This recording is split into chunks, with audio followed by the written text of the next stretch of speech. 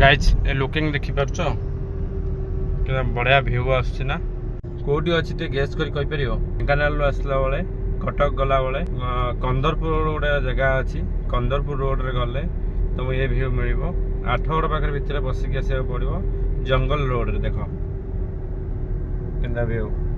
भाई आमर एई कटक पाखरे एरा हला कटक मात्र 19 किलोमीटर केते बड़ पहाड़ आ मझिरा रोड हला ये ढाबा भी अच्छे हिल व्यू व्यू हिल एमती जगह भाई ड्राइविंग कर चार अलग देखो रोड भी चकाचक व्यू भी चकाचक पूरा यपटा है चौदार अच्छे आराम से सबू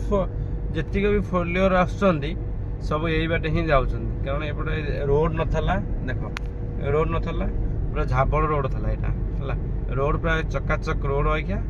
पूरा पिन पिन हो मस्त भी लगुच गाड़ी चलने एपटे